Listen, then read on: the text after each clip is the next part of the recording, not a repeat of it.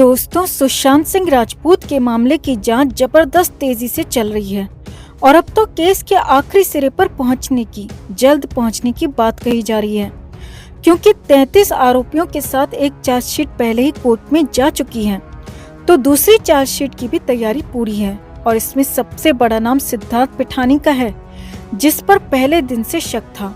लेकिन इस बीच दूसरी चार्जशीट से पहले एनसीबी ने एक और महा एक्शन कर लिया है दोस्तों। जी हाँ, और इस बार जो कील पिठानी और उसकी गैंग पर ठोकी गई है वो आखिरी साबित होगी, क्योंकि इसके बाद तो कहीं से भी कुछ नहीं बचता और बारिश सिर्फ और सिर्फ सजा की है, सजा के सालों की है। एनसीबी ने सरकारी गवाहों से वहां पर मुंह खुलवाया जहां पर सबसे ज्यादा जरूरत थी, और उसके बाद अगले 4 दिन को लेकर भी बड़ी बात सामने आ रही है, क्योंकि 4 दिन में एनसीबी का एक और तूफान आने वाला है दोस्तों, जो सब कुछ बदल कर रख देगा। तो कैसे पिठानी गैंग पर डाली गई आखिरी कील, क्या बोले सरकारी गवाह, और अगले 4 दिन में क्या होने वाला है, वो सब आपको बताते हैं। आप भी सुशांत के इंसाफ के लिए यूं ही साथ में डटे रहें। कमेंट में अरेस्ट रिया एंड गैंग लिखकर एनसीबी सीबीआई तक अपनी बात जरूर पहुंचाएं। खबर को लाइक और शेयर कर अपना प्यार और सपोर्ट भी जरूर दिखाएं। तो हाल के दिनों में एनसीबी ने जो तेजी दिखाई है दोस्तों, वही तेजी कुछ महीने पहले या फिर सुशांत के जाने से ठीक बाद दिखाई होती और सीबीआई भी इसी तेजी से काम करती, तो अब तक सुशांत को इंसाफ मिल चुका होता। गुनहगार सजा काट रहे होते और परिवार के साथ फैंस भी कम से कम इस इत्मीनान में होते कि गुनहगारों को उनकी कड़ी सजा मिली, लेकिन ऐसा अब तक हुआ नहीं है। खैर, अब भी देर नहीं हुई है और अब भी एनसीबी के एक्शन की तारीफ की जानी चाहिए, क्योंकि एनसीबी लगातार न सिर्फ सुशांत ड्रग एंगल बल्कि सुशांत की मौत के मामले में भी नए नए खुलासे कर रही है, नए नए एक्शन कर रही है। और इसी बीच एनसीबी ने जो नया काम किया है उसे तो पिठानी गैंग पर, उसकी ताबूत पर आखिरी कील कहा जा रहा है, क्योंकि अब उसे बदला नहीं जा सकता। असल में पापी पिठानी के पकड़े जाने के बाद एनसीबी ने नौकर नीरज और केशव के साथ बॉडीगार्ड सागर साहिल को भी पूछताछ के लिए बुलाया था, और ये तीनों ही सरकारी गवाह बन गए, सब कुछ बताने को तैयार हो गए, आंखों देखा हाल सब कुछ उगलने को तैयार हो गए। अब सबसे बड़ी खबर ये आ रही है दोस्तों कि इन तीनों के ही मजिस्ट्रेट बयान दर्ज हो चुके हैं। जी हाँ, मजिस्ट्रेट के सामने तीनों ही सरकारी गवाहों के बयान धारा 164 के तहत दर्ज कराए जा चुके हैं, जिसमें तीनों ने ही अपना आंखों देखा हाल बताया है।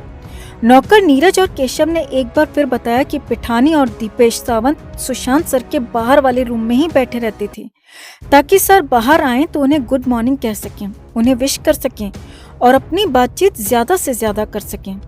14 जून को भी वही दोनों उस रूम के बाहर बैठे हुए थे, जबकि नीरज और केशव नीचे वाले रूम में और किचन में थे, यानी कि सुशांत के ठीक बाहर वाले रूम में सिर्फ पापी पिठानी और दीपेश सावंत सुबह से ही बैठे हुए थे। अब इन दोनों ने वहां पर क्या किया, कैसे किया और सुशांत के साथ भी क्या कुछ किया, वो अब तक पता नहीं चला है और नीरज और केशव को भी इसका नहीं पता।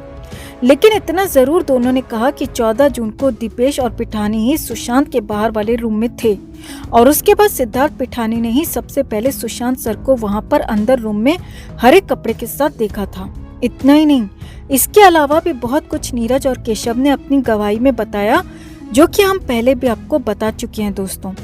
तीसरे सरकारी गवाह बॉडीगार्ड सागर साहिल ने भी अपने बयान दर्ज कराए और वही बातें बताई कि सुशांत 20-20 घंटे सोते रहते थे, उन्हें दवाइयां दी जाती थी, घर में रिया और उसकी गैंग पार्टी करती रहती थी।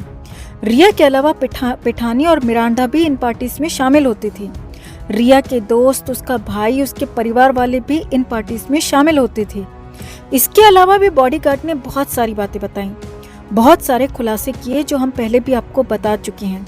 अब बड़ी गवाही तो हो गई, मजिस्ट्रेट के सामने गवाही तो हो गई, अब इस गवाही का मतलब भी समझिए दोस्तों।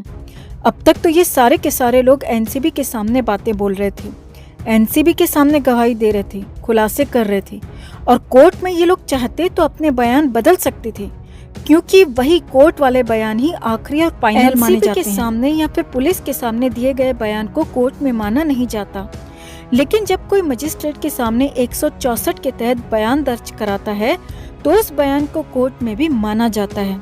और उसी बयान को आखिरी भी माना जाता है, फाइनल भी माना जाता है। जी हाँ, जो बयान ये तीनों सरकारी गवाह दे चुके हैं, जो कुछ भी मजिस्ट्रेट के सामने इन्होंने कहा, उसे अब बदला नहीं जा सकता, उसमें कोई चेंज नहीं किया जा सकता।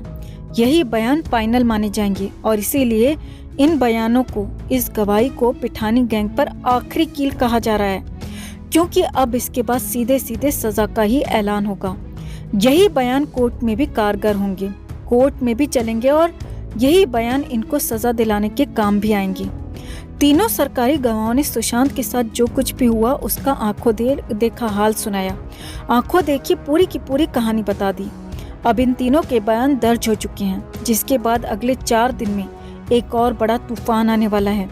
एनसीबी सूत्रों के मुताबिक अगले 4 दिन में बहुत बड़ी गिरफ्तारी हो सकती है दोस्तों, बहुत बड़ी मछली को पकड़ा जा सकता है, क्योंकि मजिस्ट्रेट के सामने दिए गए बयान के बाद एनसीबी के पास बहुत सारी पावर्स आ गई हैं और पिछली चार्जशीट में शामिल बड़े आरोपियों को एक बार फिर से गिरफ्तार किया जाएगा।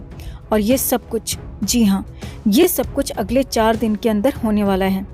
एनसीबी सूत्रों के मुताबिक इसके लिए एनसीबी कोर्ट से इजाजत भी मांगने वाली है, क्योंकि अधिकांश आरोपी अभी जमानत पर हैं और उनकी जमानत रद्द करके ही उन्हें अरेस्ट किया जाएगा, जो कि अगले 4 दिन में, जी हाँ, सूत्रों के मुताबिक अगले 4 दिन में ये बहुत बड़ा काम होने वाला है। अब ये सारे के सारे अपडेट बेहद सुकून देने वाले हैं दोस्तों। एक तरफ तो सरकारी गवाहों की गवाही होगी, वो भी मजिस्ट्रेट के सामने, जो कि कोर्ट में भी कारगर होगी, और दूसरी तरफ बड़े आरोपी जो कि जमानत पर हैं, खुद को अब बरी समझ रहे थे, उनकी गिरफ्तारी की तैयारी है, जो कि बहुत बड़ा अपडेट है। तो अब वो दिन दूर नहीं जब पापी पिठानी और चुड़ैल रिया एंड गैंग सलाखों के पीछे होगी। और ये सुनिश्चित करने के लिए आप सुशांत की मुहिम में यूं ही हमारे साथ बने रहें दोस्तों, आवाज उठाते रहें, इस लड़ाई में हमारा साथ देते रहें। जस्टिस फॉर सुशांत के लिए इस खबर को ज्यादा से ज्यादा लाइक और शेयर जरूर करें। हर अपडेट के लिए बने रहें हमारे साथ, क्योंकि आप हैं तो हम हैं।